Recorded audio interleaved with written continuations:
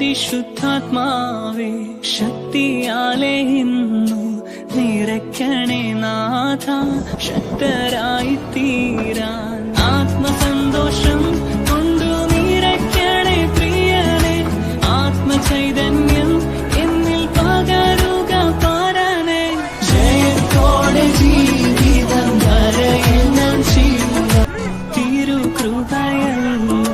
ശരണമതെന്റെ വൻകടങ്ങളകറ്റാൻ കഴിവുള്ള പരനെ